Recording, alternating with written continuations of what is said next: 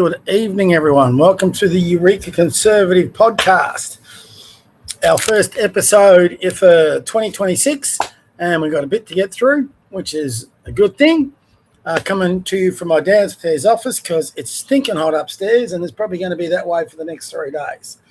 Apparently, who knows, because I never trust their predictions, but apparently tomorrow it's going to be 43 degrees. So, sorry, it's my YouTube channel going. So it's going to be 43 degrees. I believe when I said it, but who cares? It's summer. But listening to Channel 7 news, I listen to Channel 7. I have it on the background more than listen to it. Excuse me, just had an ice cream. And, they're losing their minds because it's going to be hot in the summer. Yeah, it's going to be hot in the summer.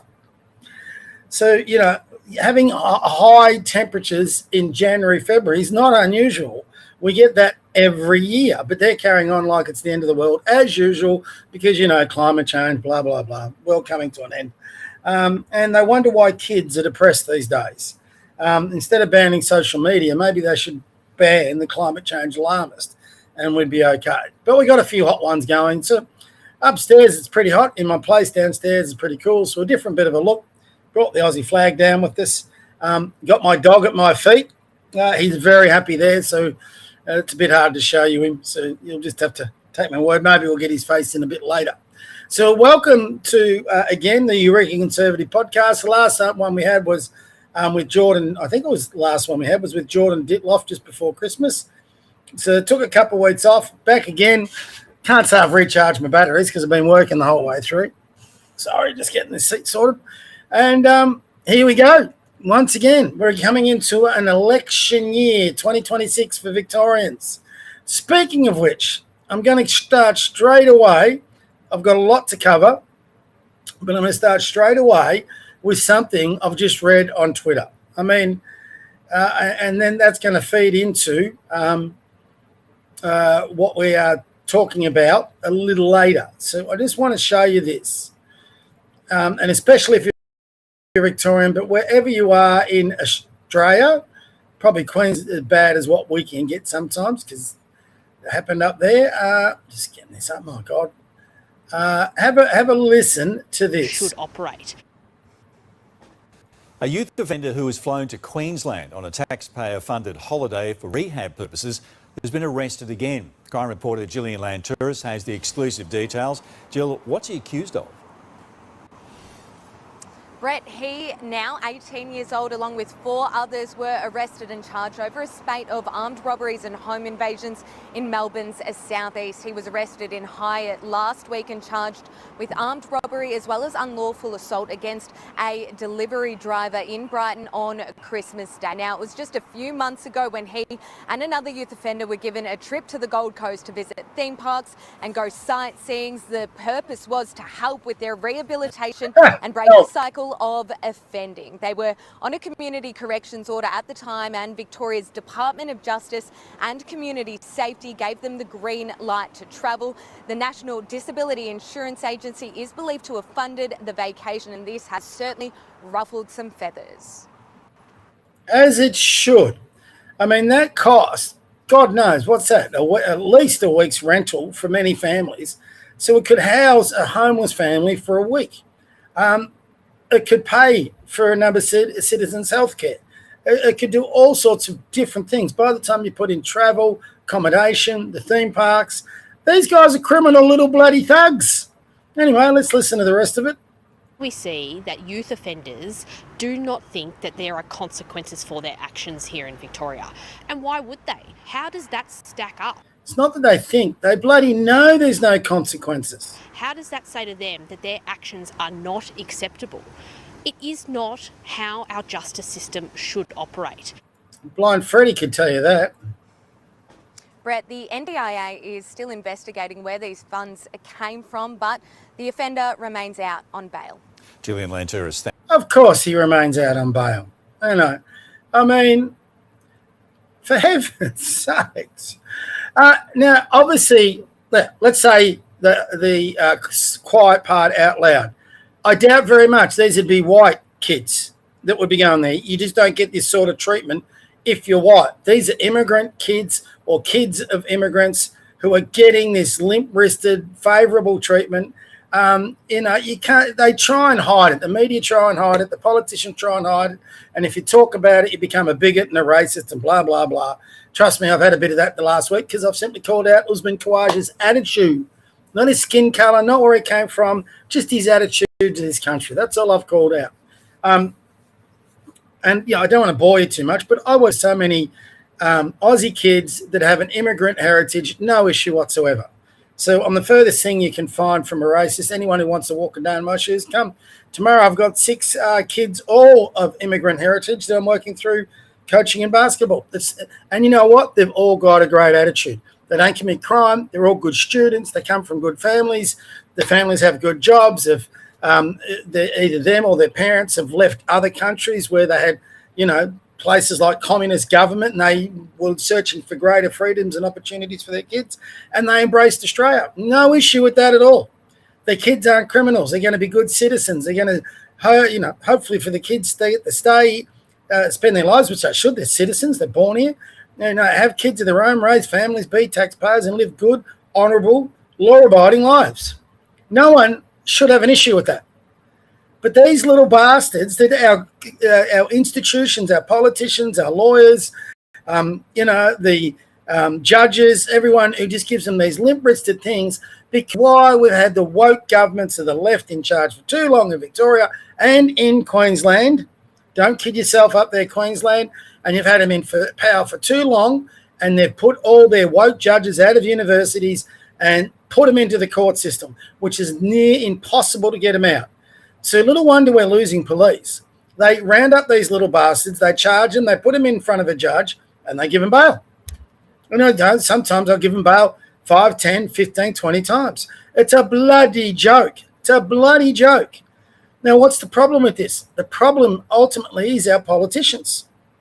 Don't matter what side of the aisle come on. We're going to cover that tonight. And so, for those who've recently followed me or started thinking, the whole purpose of our podcast was to announce policy. We haven't done that probably since November, but tonight I haven't written it up yet. I'll write it up in the next week and go over it again tomorrow. But tonight I'm going to go through the policy that we're going to have written up by next Tuesday and show everyone. We're actually going to talk it over tonight. So our politicians, we obviously can't rely on them. I've been thinking about this when I read a post from Andrew Bogut of, who I greatly admire, being a basketball coach, great player, great person with a great attitude, and a great Aussie, a really good Australian. And we obviously share very similar political points of view, religious points of view, patriot points of views. So one of the reasons I just love listening to him. And he calls a spade, which, again, I love. All right. So he came out and said we can't vote our way out of it. And I thought... and I keep hearing this thing, and I just, honestly, I can't agree with it. I mean, we've got to be able to vote our way out of it because the other options are unpalatable moving forward. But in many ways, he's right. We can't vote our way out of it with the current setup, the political setup. So the other part that's got me thinking, and this is our first part of the podcast tonight, we've got a few subjects to get through. The first... other part that got me thinking too was Albo and what a coward he was. We all know why he's not calling a royal commission. If he calls a royal commission, sorry, something just distracted me. If he calls a royal commission, we know he's going to get found out. We know it's going to be the end of his political career. It's going to be the end of Tony Burke's political career. It's going to be the end of Penny Wong's political career. It's going to be the end of a lot of the ALP members' political careers because they rely on the Islamic vote in their seat to get elected in. And it could be, the end of this government. Now, it shouldn't bother Albo that much because he's going to walk away with a pension. But, he does have an ego, and it's going to kill him if his reputation is tainted as a treasonous arsehole, which is what it's got a chance of being. And even worse, the fact that because of decisions he and his cabinet, his government have made, that 15 innocent Australians lost their lives and another 50-odd got injured or shot in the worst terrorist attack on our soil. So he doesn't want to get found out about that. So he's a coward. He's hiding behind, and apparently the I don't believe this. And if he does call it, the parameters of the Royal Commission will be done in such a way that it won't get its way back to him. You can't trust this bastard as far as you can kick him. And look, there'll be lots of Liberal politicians that would be exactly the same way. Malcolm Turnbull, for example, if this happened under his watch, he would resist a Royal Commission, or he'd call a Royal Commission with its parameters being in a part that wouldn't expose him to any blame. So how do you fix that? How can we get things through as a public? So in Switzerland and in other places throughout the world, but especially in Switzerland, they have things called a citizen-initiated referendum. All right, I'm going to take you through a few pages in a minute. I think we should be able to have three things: a citizen-initiated referendum, a citizen-initiated recall, so where we can recall a certain politician or even a certain government, and a recall election is where you get to vote again, where the public is so sick of you, and a citizen-initiated Royal Commission or investigation that you can put up. So where at the moment, the only people who can really call a Royal Commission, for example, is the current government. I think, I could be wrong on this, I think the Governor General could too if they wish to do so. But that's never going to happen. And the government, when the government's in power, for them to call a Royal Commission, it's usually going to be the opposition that follows the current government. What government in power is going to call an investigation to themselves is going to mean they're going to lose power. You know, politics is power. Power is about politics. So we've got to ask about in this country that we rely on politicians. And then we go through this whole ridiculous thing, as we have done, where we've got all these people lobbying for a Royal Commission, which is great. Totally agree we need a Royal Commission. But who's going to oversee what the parameters of the Royal Commission are so we get to the truth? Albo's already shown his true colours.